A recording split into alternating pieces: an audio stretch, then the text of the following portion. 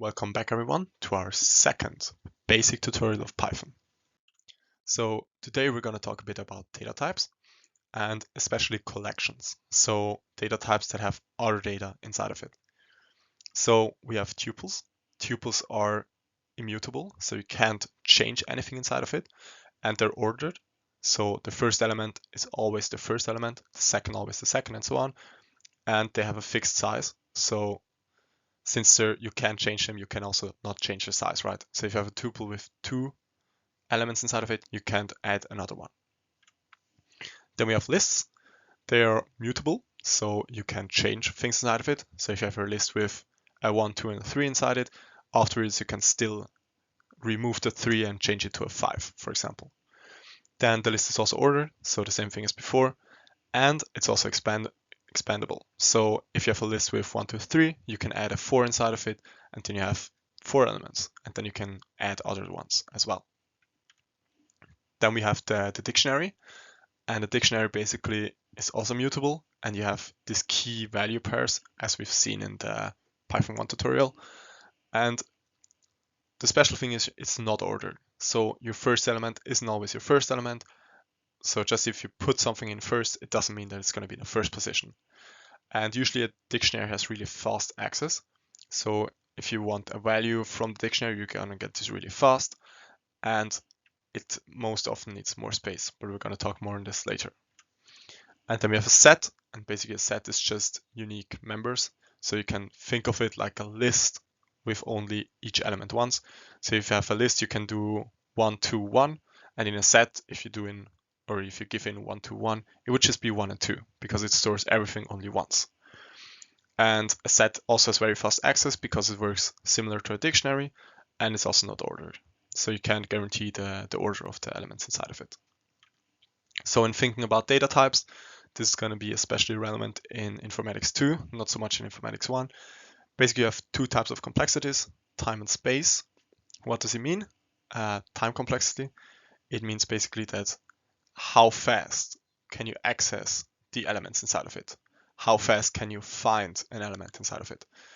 And space basically means how much space does it need in your computer, because your computer is also limited physically, right? So you can't just do a list with infinitely many elements. At some point, the computer can't handle it. And so different types use more or less space. And this is going to be very important in Informatics too. And always try to keep this in mind that there's differences, and sometimes it makes more sense to use one over the other.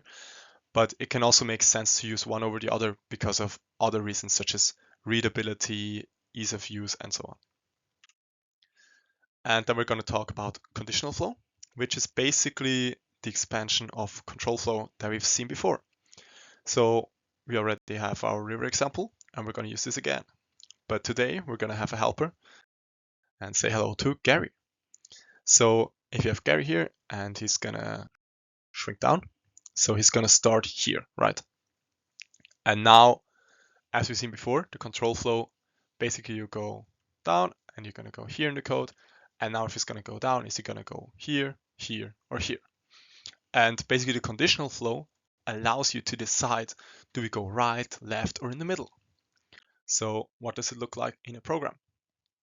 So here you can see, this is basically the starting point of a program. If you've never seen this before, just type into Google, what is this? You can also screenshot it probably. Just type in what is this, learn about it. I think if you understand how this works, you learned a lot about how Python works internally. And I think it's really interesting to know and can also be important for later on. And here, this you've seen before, basically what we're going to do here is call a function with the value 3, right? So the sample flow function. So we go up here and we're going to pass 3 into x. And now for the conditional flow, we have this if x is smaller than 4. And basically what this if does is check if this condition holds or not. So in this case, 3 is smaller than 4, right? So we're going to go into this block, which is indented. And then you can see we're going to return something. So the function ends. And here we would say this value is now small number. And then we're going to print it. So you would see in the command line or somewhere, you would say small number. And now imagine if we pass 5, what would happen then? Again, we pass the x in there, and then you see, is 5 smaller than 4? No, it's not. So what's going to happen? We're not going to do this. We're going to skip it. So we're going to go to this. Is x equals to 4? No, it's not. So what we're going to do, we're going to skip it. And now we have, is it bigger than 4? Yeah, 5 is bigger than 4. So yeah, we're going to do this. We're going to execute this. We're going to give back this value. And now we will print the other string, which is, wow, big number. So this is basically how this works. So in a nutshell, basically we have this if, we have an else, and an elif. So how does it work? In the if, you give a condition which a program is going to check. So you check, is this true or false? If it's true, we're going to execute. If it's false, we're not going to do it. And the else doesn't have a condition, but it works together with the if. So the idea is that if you have an if and it's wrong, the condition is wrong, so it's not going to execute, and you have an else block afterwards, it's going to do the else block. And the elif is basically the combination of the two. So if you say the if is wrong, and then you go into the elif and check if it's going to work. So say hello to Gary again. He's going to help us understand this. So if you have just a lot of if blocks, we can start here. And Gary's going to check, is the condition in the if statement true? And if it is, yeah, then we're going to execute the block and we're going to go one step further. Now this condition would be false, so we wouldn't execute it and go one step further. And now here, is it true or not? It's true, so we're going to execute it. Then over here, we're going to check again. Is it true or not? If it's not true, then as we learned before, the else block is going to execute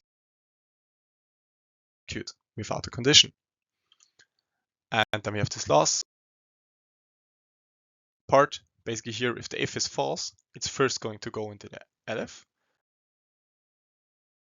And if you can see here, if the if condition is true, it's going to execute this, and the else will not be executed because the if condition was right. And now we can see, think about what would happen if the if condition in the beginning evaluates to true. So it will evaluate the if block, right? And then it's just going to skip the elif and the else block. So it's just going to go down to the next part and your code completed. Now, another thing that we're going to have a look at is list comprehension. What is this basically, or this comprehension stuff? So it looks cool, it feels cool, and it is cool. And essentially what it does, it can make your life a whole lot easier. So say hello to Gary again. But now we also have Gary's dad. And Gary's dad would like Gary to do a backflip. And so he's going to do it like a good boy. And now think about Gary's 3 siblings, right? Now what his dad doesn't want to do is say, Gary, do a flip, Cherry, do a flip, Terry, do a flip, Larry, do a flip. This is really annoying for him. I mean, in the end, they're all going to flip. But now what if he spelled the name wrong? Then someone is not going to flip, right? What if he wants them to do something else? Then he needs to say it for every single one of them. So comprehensions basically allow this to be a bit easier. So the idea is that you don't say every single child do a flip, but instead you say all of my children do a flip, and they're gonna flip, right? A lot easier to maintain, a lot easier to read. And now there's another cool thing. Basically, this list comprehension offers some more that you can do. For example, you can say all of my children do a flip, and then give a condition if you're older than 5 years. And I can see Terry, he's not 5 years old yet, so it might be dangerous for him, so he doesn't want him to do a flip, and so just the other ones are going to do a flip, right? And basically this allows you to manipulate elements or the children in your list and let them do something that you want. And now a small note on comparing and deciding. So basically you should always compare your code to other code and then try to find a decision which is best. So how it usually works, you write something that is working, then you rewrite it to perfection, and then you Google something, doesn't even have to be related, and then you look at this and then you see, yeah, this is how I could have done it. and you spent like 20 hours to write this code and it's going to piss you off. So always first try to find different solutions, check out which is best, so to avoid this, hopefully. So there's some important things.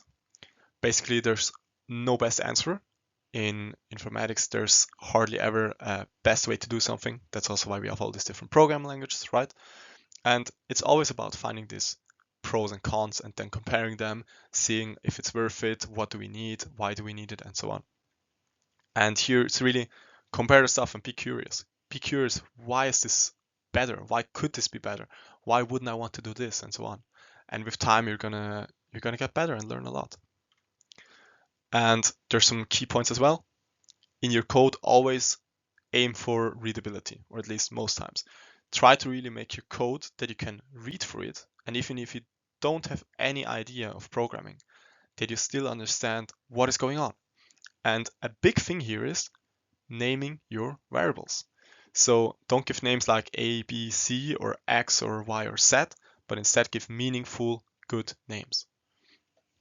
Another thing is maintainability. Try to write code that you can adapt later on, and then you can, if it has an error, that you can see what's going on. So this is all about writing good error messages, for example, having your code modeler, and yeah, if you have your code and then it's running and one day it's not and you need 5 hours to find out why, this is probably a sign you have bad and very bad maintainability. And then sometimes you also need to look at efficiency, but most often today it's not that important, except if you're like really working with huge data or if you have some really important programs. So it depends on what you're doing. But in normal applications, this is not as important as the other two.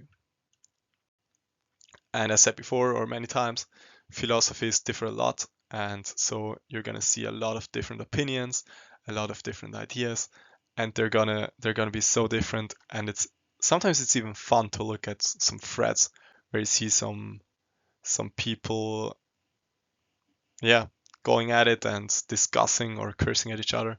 But yeah, try to find your own philosophy and be open to others. And this would be it for today. I hope you could learn something. And these are all the sources as always. And have a good one.